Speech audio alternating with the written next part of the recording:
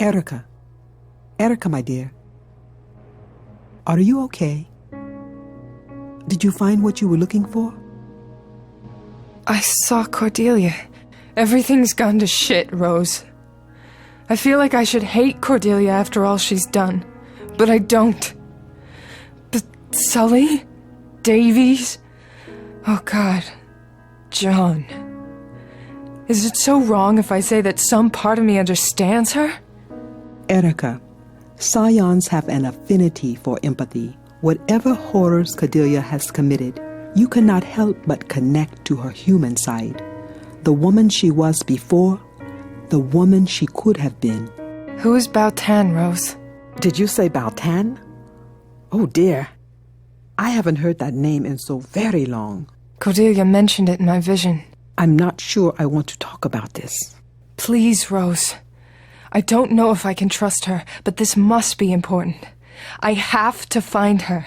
I have to stop her and her brother. Rose? Sometimes I can remember the particular smell of the jungle. It was musty and salty, and yet I liked it. It was summer of '72 in Vietnam. I had come with the Catholic Relief, posted in a remote village, helping those affected by the war. You were in Vietnam? A nun? Why doesn't that surprise me? No, not a nun, a volunteer. It was a hot morning. Vietnamese soldiers patrolled the area just as they would regularly. I was taking a few hours off, sitting in the plaza outside the village temple.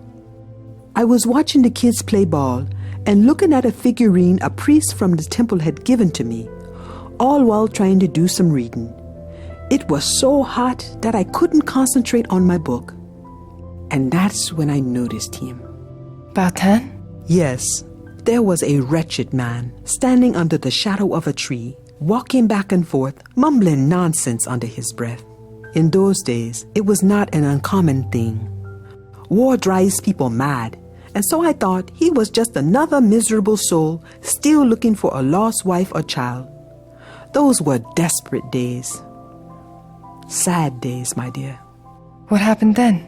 Out of nowhere, the man started screaming like a madman, scaring the children. He would run from one child to the next, raving about fires in the sky. Of course, it was not long before the soldiers took him away and threw him in a cell. People were already scared enough. They didn't need a madman to start stirring nonsense. Was it? Nonsense? I saw the man's eyes as he was being carried away. They made me very uneasy. But they took him away, and the plaza went back to normal. Hours passed. I got lost in my reading, and then a bright light came, and there was a noise, a big boom. The impact threw me against the wall of the church. I awoke under rubble and dust and blood. There was the body of a dead child next to me. She was holding a doll in her hands.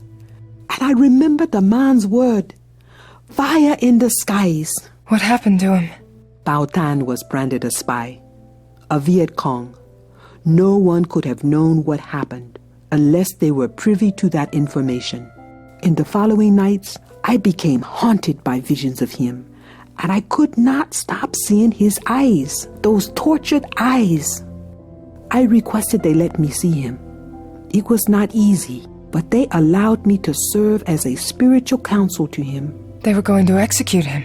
Yes, but not before they tortured him in order to extract information. The day I came to his cell, he would not meet my eyes.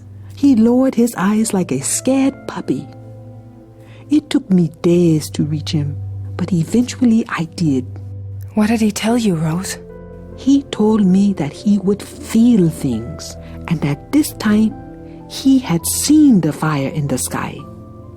I went to see him day after day, trying to grant some measure of peace to a hopeless man.